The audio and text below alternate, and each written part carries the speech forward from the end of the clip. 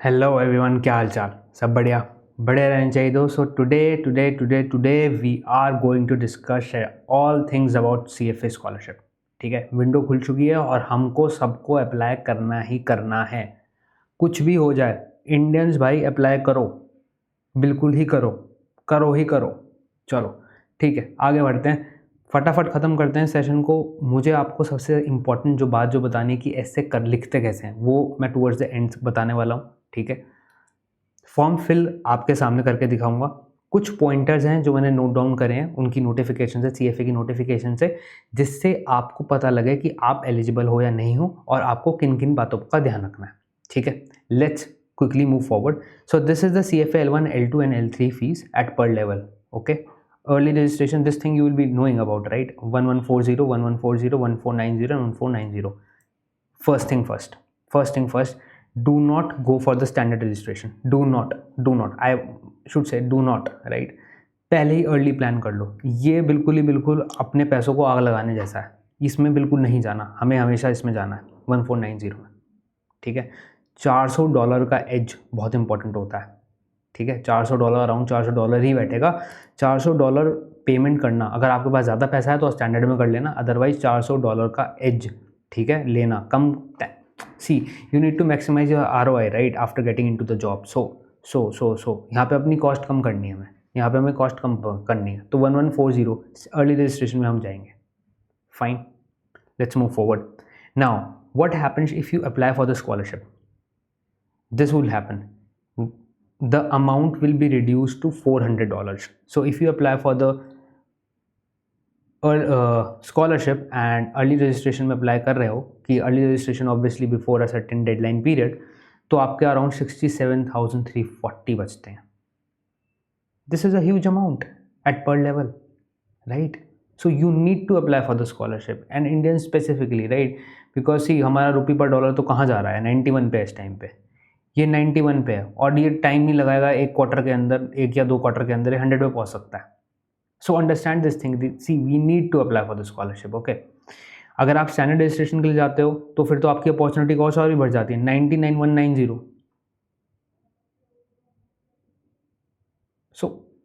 So understand this thing यार, कि हमें कॉस्ट को रिड्यूस करना है, हमें जो चीज़ बेनिफिट मिल रखा है हमें उसका फ़ायदा उठाना ही है। So we need to apply for the scholarship. This is the benefit. Now, sir scholarship कितनी तरीके की होती हैं, कौन सी होती हैं? ओके, 3 तरह की स्कॉलरशिप होती है। एक तो एक्सेस स्कॉलरशिप होती है, एक स्टूडेंट स्कॉलरशिप होती है और एक होती है प्रोफेसर स्कॉलरशिप।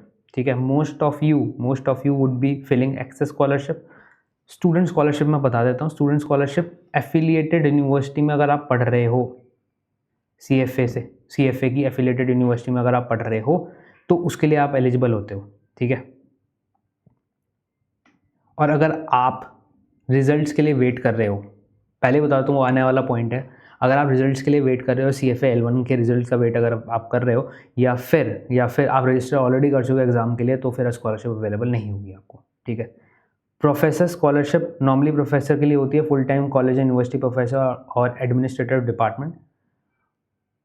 कुछ मिनिमम क्रेडिट आवर्स होते हैं अवेलेबल, इसके लिए आपको जो अभी मैं फॉर्म दिखाऊंगा उसके अंदर ही क्राइटेरियाज दिख जाएंगे, मतलब आप स्पेसिफिक फॉर्म पर क्लिक करोगे तो स्पेसिफिक क्राइटेरियाज को फिलअप करना पड़ेगा।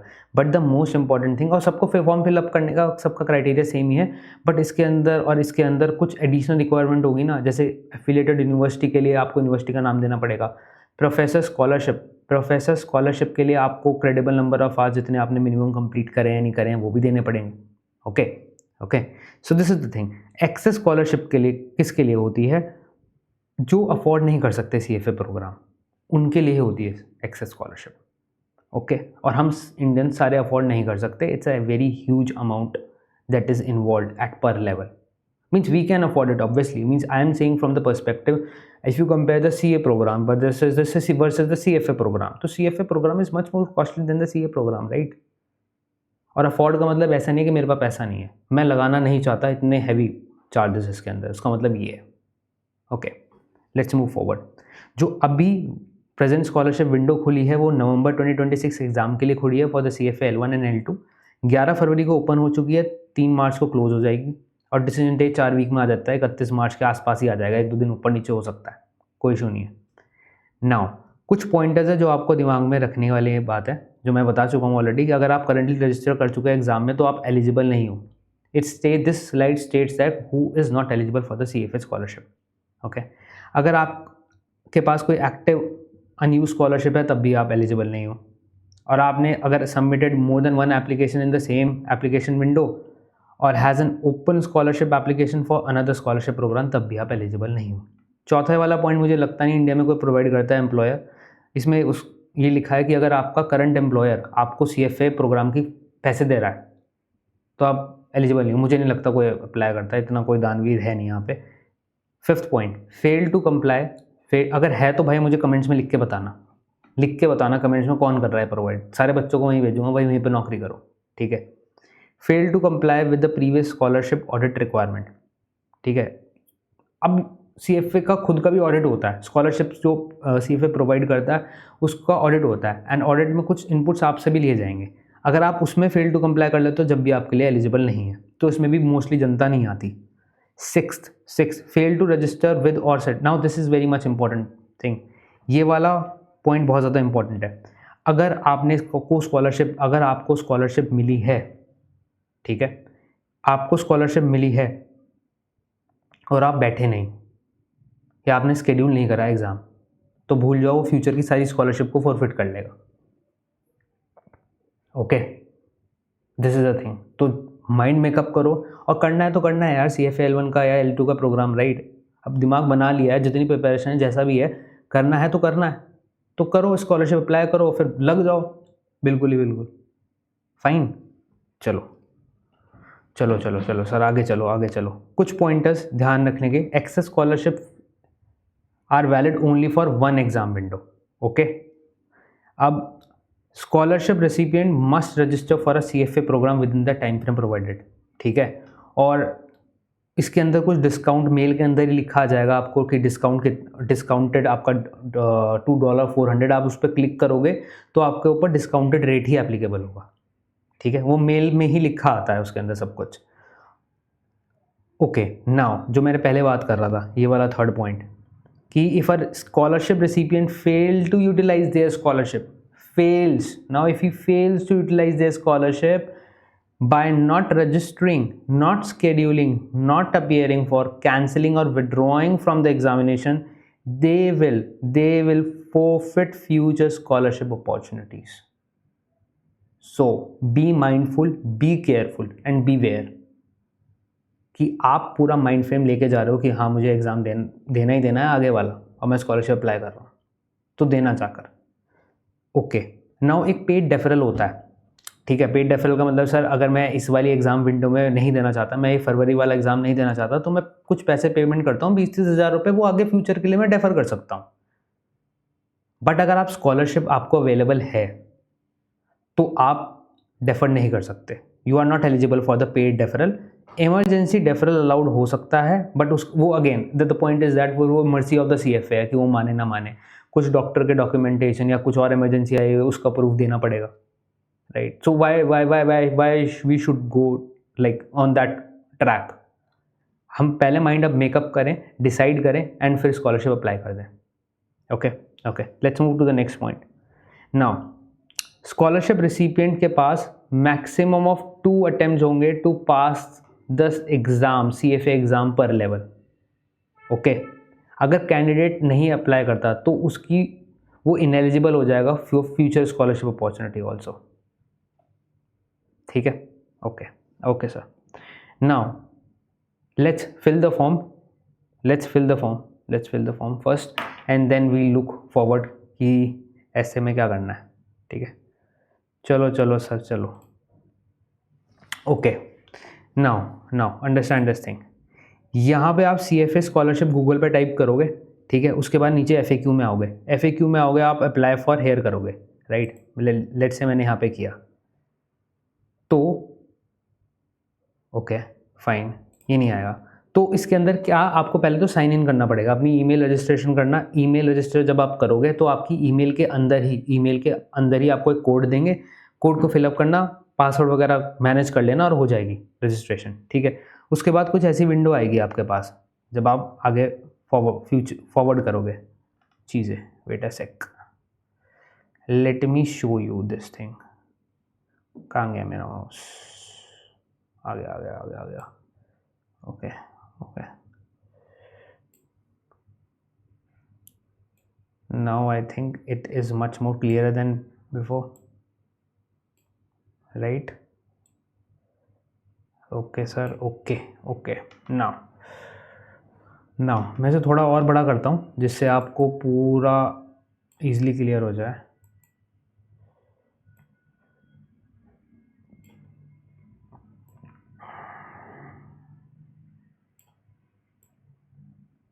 Okay okay, now understand this thing. ये आएगा आपके पास CFA इंस्टीट्यूट का, ठीक है। मैं यहाँ पे कहूँगा view programs, fill out eligibility profile. तो यहाँ पे मैं स्कॉलरशिप पे अप्लाई करूँगा, ठीक है। सेम है प्रोफाइल। नाउ ये डिफरेंट स्कॉलरशिप आ गई, CFA program student scholarship, okay. यहाँ पे वही एफिलिएटेड यूनिवर्सिटी वाला। आगे चलेंगे प्रोफेसर स्कॉलरशिप, मीडिया स्कॉलरशिप, बहुत सारी स्कॉलरशिप्स हैं। यहाँ पे हमारा एक्सेस स्कॉलरशिप है नवंबर एग्ज़ाम के लिए, ठीक है। यहाँ हम मोर पे जाएंगे, ओके, और हम अप्लाई पे बटन दबाएंगे। नाउ ये फॉर्म खुल के आएगा आपके पास, राइट? इट इज़ लोडिंग और it is already loaded, okay, या it is already loaded. C,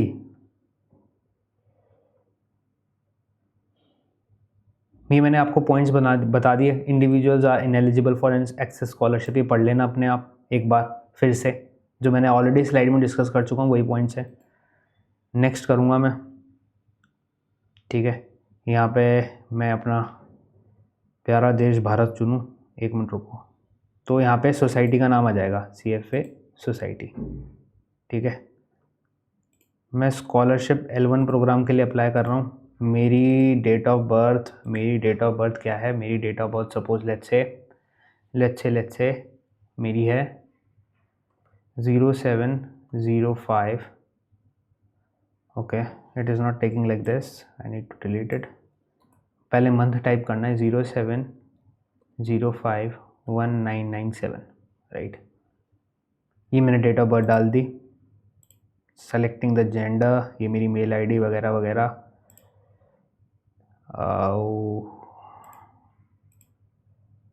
let me right it, DK Bihar, कुछ भी लिख सकता हूँ, DK बिहार। और मैंने रुड़की,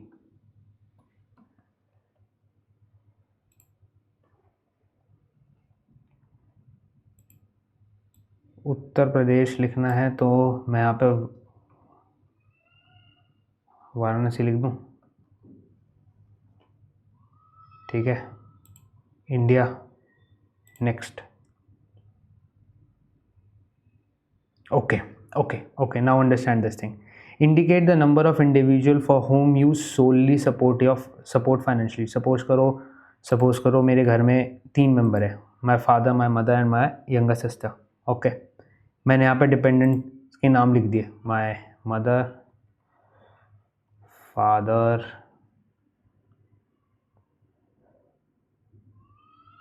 एंड सिस्टर, और उनके नाम लिख दिया आगे, ठीक है। एम्प्लॉयमेंट स्टेटस मैंने अगर यहाँ पे येस मार्क कर दिया। एम्प्लॉयमेंट नेम में शायद सपोज करो मैंने बिग 4 टाइप कर दिया, बिग 4।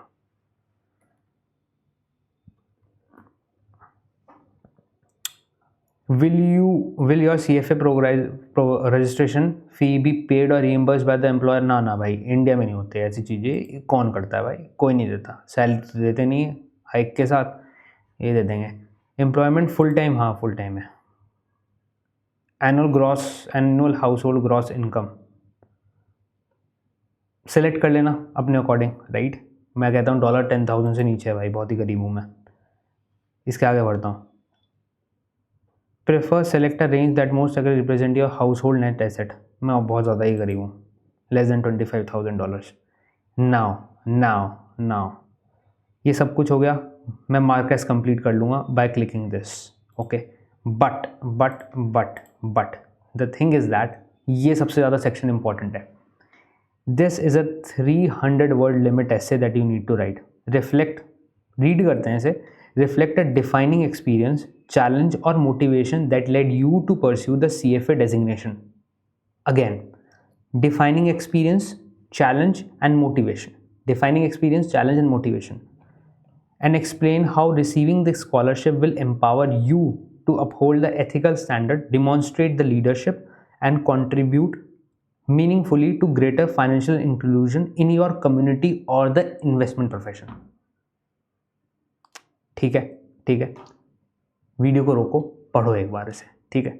नाउ इस चीज़ के ऊपर हमें डिस्कस करनी है, क्योंकि इसी के बेसिस के ऊपर आपका एप्लीकेशन एक्सेप्ट या रिजेक्ट होगी. ठीक है. Okay sir, okay sir, okay. Now let's come to our again slides portion. Form filling था, इजी था, इसमें तो कुछ नहीं है, तो आप लोग भी कर लोगे. नाउ एक डेंजर के बारे में ये याद रखो, ये पढ़ लेना, कोई भी मिसलीडिंग इन्फॉर्मेशन आप नहीं प्रोवाइड करोगे, आपके खिलाफ डिसिप्लिनरी एक्शन हो सकता है. ठीक है, सस्पेंशन भी हो सकता है और आपको इनएलिजिबल कर देंगे CFA देने से. तो कोई भी मिसरिप्रेजेंटेशन, कोई भी फॉल्स इन्फॉर्मेशन हमें नहीं प्रोवाइड करनी है. We will be truthful. Okay. Now, what should you not do? What should you not do in an essay? What you should not do in an essay, right? Let's first figure this out. Now, wait a sec. Now, आपको emotional story नहीं बतानी है भाई कि मेरे घर में ये है, मेरे घर में ये है और मैं पैसे से बहुत गरीब हूँ. इतना इमोशनल भी नहीं होना है. ये भाई आपको इमेच्योर साउंड कराएगा. They will not treat you as a professional, right? You will be sounding like a immature. ठीक है. अगर आप कहते हो that you have a merit, अगर आप कहते हो that you are good in something, you need to back that with certain proof. Right? अगर आप कोई प्रूफ के साथ नहीं बात कर रहे हो, जस्ट फॉर एन एग्जाम्पल मैं कहता हूँ कि I am good in the financial analysis and I have cleared the most difficult exam in India. उसके बाद मैंने कुछ नहीं लिखा, आगे पॉइंट्स में बढ़ गया. मुझे नीचे बताना पड़ेगा ना मैं चार्टर्ड अकाउंटेंसी कर चुका हूँ. ऐसे कुछ करके बताना पड़ेगा, प्रूफ देना पड़ेगा अपनी हर बात का. ठीक है. कैसे देते हैं, कैसे क्या होता है, सब देखते हैं. जेनेरिक करियर गोल नहीं होने चाहिए. ठीक है. ये आपकी सीरियसनेस दिखाता है. क्या दिखाता है? सीरियसनेस दिखाता है.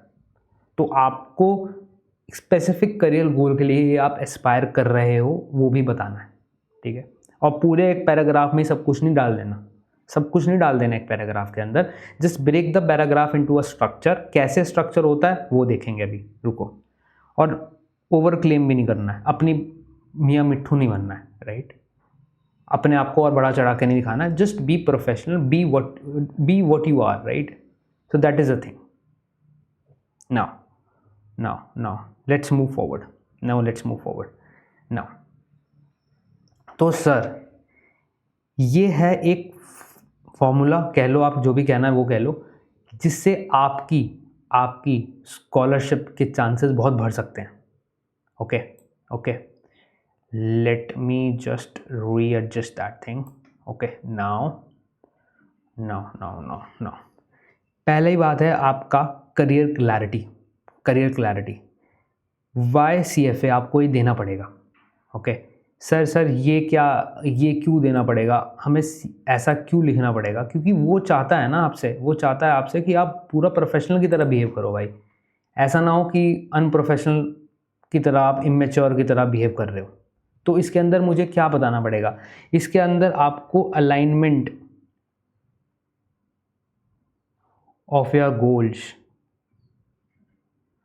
विद CFA प्रोग्राम, ये बताना पड़ेगा. ये कैसे बताते हैं, कैसे क्या होता है? एक सैम्पल ऐसे मैंने रेडी करा है. It is advisable and it is highly means I am saying that I am just prohibiting you, I just to use that thing. Okay. Do not copy it anything which I show to you.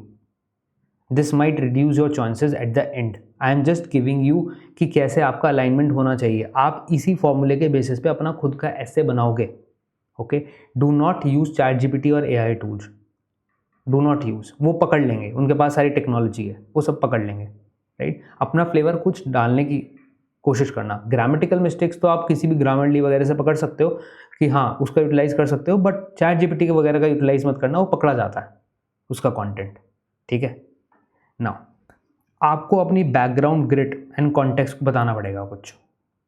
Sir ये कैसे होगा, ये कैसे होगा, इसका मतलब क्या है? इसका मतलब ये है, wait a sec, where is my cursor, या कि आपने कोई क्वालिफिकेशन करी है या फिर आप कहाँ से आए हो। आप कहाँ से आए हो वो आएगा इसमें पहली बात तो। क्वालिफिकेशन नेक्स्ट पॉइंट है, proof of merit and achievement, वो वहाँ पे आ गया। यहाँ पे आएगा कि आप कौन से बैकग्राउंड से आ रहे हो, टियर 2, टियर 3 सिटी से आ रहे हो, रूरल बैकग्राउंड से आ रहे हो और आपने पूरी मेहनत करी है, राइट। अगर आप टियर 1 से हो, क्या आप टियर 2 टियर 3 लिख सकते हो? पर कैपिटा इनकम बेसिस पे आप लिख ही सकते हो, राइट, बट वो आपके ऊपर है। डू नॉट फॉल्सिफाई एनीथिंग, ठीक है। नाउ इसके अंदर आपको ये स्टोरी बतानी पड़ेगी कि आपने किस तरीके से कंस्ट्रेंट एंड डिफ़िकल्टीज़ का सामना करते हुए बहुत सारी चीज़ें अपनी लाइफ में फेस करी। कैसे करते हैं, कैसे दिखाते हैं, कैसे प्रोफेशनल वे होता है, वो भी देखेंगे, ठीक है। से फिर आता है थर्ड पॉइंट आपका, प्रूफ ऑफ मेरिट या अचीवमेंट्स। जो जैसे फॉर एग्जांपल मैं अगर चार्टर्ड अकाउंटेंट हूँ, I am saying that I through my self study और something like that I have attend the chartered accountancy that is very prestigious certification और degree, obviously degree in the commerce industry, ऐसा कुछ करके लिख सकता हूँ। कैसे लिखना है वो भी डिस्कस करेंगे। मेरे काम से क्या इम्पैक्ट पड़ता है मुझे वो भी बताना पड़ेगा, because it's all about impact, right. See the point is that कि अगर आप सिर्फ अपने अपने बारे में बात करोगे तो नहीं होगा। आपको ये बताना पड़ेगा कि you as a individual how you can contribute to the community, how you can contribute to the investment professional at large, ठीक है, investment profession at large. Scholarship use आप किस तरीके से करोगे, आपके क्या काम आ सकती है वो भी बताना पड़ेगा। Then this mechanism of yours, आप ये कहीं पेपर पे लिख लो कि आपको अगर 300 वर्ड्स में लिखना है तो ये 5 पैराज का यूसेज करना है लिखते हुए, ये 5 पैराज का यूसेज करना है। इससे आपकी प्रोबेबिलिटी ऑफ सिलेक्शन हाई हो जाएंगे। क्या सारा इससे हम सेलेक्ट हो ही जाएंगे? I don't know, seriously I don't know, right, because the thing is that, see, it all depends on the discretion of the CFA institute, not at my discretion. मेरा description होता तो मैं CFA तो सबको free करवा देता India के अंदर, but that's a different thing. चलो आगे चलते हैं। सैम्पल ऐसे दिखा रहा हूँ आपको, आप मेरे साथ पढ़ना, इसी बेसिस पे, इन्हीं बेसिस के पॉइंट पे है वो सैम्पल ऐसे, okay. Now let's highlight the points first. अरे अरे अरे अरे अरे अरे सर ये क्या हो गया, मुझे भी नहीं पता, wait a sec. Now see this कैसे है। I am writing this to express my intent to get the CFA L2 scholarship. Clear है मैं क्यों राइट कर रहा हूँ आपके लिए? My career is firmly focused on investment research and professional management with the goal of contributing meaningfully to India's growing wealth management and capital market ecosystem. क्या contribution रहेगा मेरा कम्युनिटी को? क्या मेरी अप्रोच है किसी सब्जेक्ट को लेके? क्या मैं CFA मेरे लिए क्यों इंपॉर्टेंट है? वो इसी लाइन में सब कुछ सिंथेसाइज हो गया। चेंज करना, do not copy, I am saying again, do not copy, it will just decrease your chances of getting selected. Make it your own, ठीक है। Now the CFA program rigorous, मैंने फिर CFA प्रोग्राम के बारे में थोड़ा बताया। The CFA program rigorous training in the financial analysis, portfolio construction and ethical decision making directly aligns with the professional standards I am to uphold throughout my career. कितना beautifully लिखा गया है, कितना ब्यूटीफुली लिखा गया है, और इसके अंदर सारा कंपाइलेशन है, okay. Now let's move forward. Now अब मैंने बैकग्राउंड एंड रेसिलिएशन के बारे में बताया था, थोड़ा मैं कहाँ से आ रहा हूँ, क्या मेरे स्ट्रगल हैं, क्या मैंने कंस्ट्रेंट फेस करे हैं, कैसे मैं उससे बाहर आया हूँ। let's decode that thing also.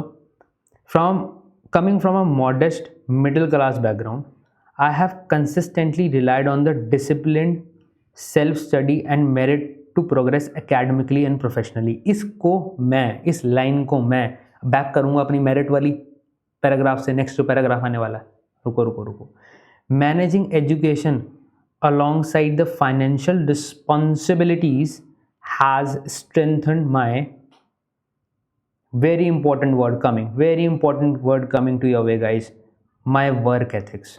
Ethics की एलिजिबिलिटी सबको पता है, L1 L2 एंड L3 में सबसे ज़्यादा होती है, राइट। तो मेरा वर्क एथिक्स यहाँ पे आ गया, मैंने दिखा दिया। Time management and commitment to long term goal,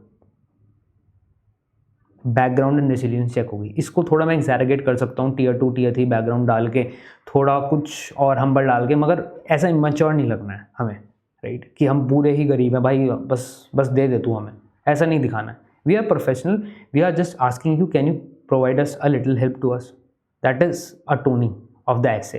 it's not like they, ऐसा नहीं करना है, राइट, ऐसा नहीं करना है। Now academic and professional merit, मैंने क्या लिखा है, it's again I have written just because कि मैं अपने पर्सपेक्टिव से लिख रहा हूँ इसे, आप इसको चेंज कर सकते हो। You can be NISM certified investment research professional, या आपने BCom करी है या फिर कुछ भी डिग्री करी है, वो यहाँ पे चमकानी है हमें, और अच्छे वर्ड में चमकानी है, ठीक है। ChatGPT का हेल्प ले सकते हो थोड़ी बहुत, क्या उससे पूरी हेल्प लेनी है? बिल्कुल भी नहीं, रिजेक्ट हो जाओगे। अपना बनाना है सब कुछ। I am a chartered accountant currently working as a financial advisory role in the Big Four, मैंने बता दिया। My experience include financial analysis, statement analysis, valuation, budgeting, data-driven decision support. Alongside formal qualification, I have strengthened my technical capabilities through financial modeling, Python, investment research projects, ensuring both analytical depth and practical applicability. Now, इसमें मैंने कौन कौन सी skill डाली? मैंने एक तो technical skills भी डाल दी, मुझे डालनी है। मुझे इसमें सर्टिफिकेशंस डालने हैं सारे जो ले रखे हैं, मुझे सारी डिग्री डालनी है इसके अंदर, ठीक है। ये सब मुझे करना है, राइट। नाउ अब आता है इनिशिएटिव एंड नॉलेज शेयरिंग, ठीक है। ये इम्पैक्ट वाला आता है चीज़, इम्पैक्ट वाली चीज़ आती है इसके अंदर। इसमें इम्पैक्ट दिखाते हैं हम, इम्पैक्ट कि मैं क्या करता हूँ साइड में। अगर आपने 2-3 बच्चों को पढ़ाया वो भी डाल लेना इसके अंदर, कोई दिक्कत वाली बात नहीं है। My beyond my core responsibilities I actively mentor wait a sec, where is my rubber, fine. I actively mentor finance aspirant and create educational content to simplify complex financial concepts. Now, understand this thing. If you are not on LinkedIn, create an account and just go over there and just create some educational content. This will back that thing. ठीक है, अगर audit भी होता है जब भी नहीं फंसोगे, कोई प्रॉब्लम नहीं है। I believe financial literacy is critical for wealth creation in India, and I regularly share insights through the structured teaching and guidance to help student and young professional and build strong foundation. इसमें अगर आप LinkedIn पे content बनाते हो ना, तो आप पूरा कवर हो इसके अंदर। सर क्या हमें बनाना चाहिए? बिल्कुल बनाना चाहिए यार। You have to create the content if you are writing this, क्योंकि आप पढ़ा नहीं पाओगे। I understand this thing, but the thing is that post तो लिखनी स्टार्ट करो। ओके, चलो आगे बढ़ते हैं। Now purpose of the scholarship and the future impact. इससे मिलने के बाद आप क्या करोगे? तो receiving the CFA scholarship would reduce the financial burden of the continued learning and allow me to devote greater focus to mastering the curriculum. I intend to leverage this knowledge to mentor others and promote ethical investing practices and contribute to a more informed and inclusive investment community. Perfect. मेरे सामने आ जाए ना, मैं टिक के मार के उसको $400 का, मैं इसको $0 में CFA करा दूँ अगर मेरे सामने ऐसे आ जाए। ऐसा नहीं, थोड़ा अपना भी फ्लेवर डालना इसके अंदर, राइट। तो वो है हिसाब। Fine. Now what you should do. कुछ भी नहीं समझ में आया, वीडियो को पॉज करो, पीछे जाओ, नोट करो एंड लिखो, काम करो। There is a continuous series, I just take a moment of your, there is a continuous series on the white YouTube post section जो मैं CFA L1 L2 and L3 के लिए चला रहा हूँ, जिससे आपको हेल्प होगी to pass the L1, L2 and L3 in one go. MCQ डाल रहा हूँ रोज़ सुबह 10 बजे 10 AM आपको एक MCQ मिलता है, आप उसे सॉल्व करो एंड उसके नीचे कमेंट्स में उसका रीज़न लिखो। रीज़न इसलिए क्योंकि ये आपको जॉब के लिए और CFA L3 के लिए प्रिपेयर करेगा। सर हम तो L1 के कैंडिडेट हैं, L2 के कैंडिडेट हैं, हम L3 के लिए क्यों प्रिपेयर करें? L3 वाले बच्चे से पूछो भाई जाके, वो पास नहीं हो पा रहा है क्योंकि उसके लॉजिक बिल्ड नहीं हुए। और लॉजिक क्यों नहीं बिल्ड हुए? क्योंकि कभी उसने रीजनिंग से नहीं पढ़ा, उसने हमेशा टिक्के से पढ़ा है। तो MCQ है आपके लिए। मैंने थोड़ा रिसर्च करके हर एक सब्जेक्ट के हर एक अलग अलग दिन में रखा है, जिससे आपका टच ना लूज़ हो किसी भी सब्जेक्ट से, एंड इससे आपकी रिकॉलेबिलिटी जो एग्ज़ाम में बहुत ज़्यादा इंपॉर्टेंट है वो इंक्रीज़ हो जाएगी। फाइन, ठीक है, okay, bye guys, see you next time. जब तक अपना ध्यान रखो, अपने चाहने वालों का ध्यान रखो एंड अपने देश का ख्याल ज़रूर रखो। बाय बाय, सी या।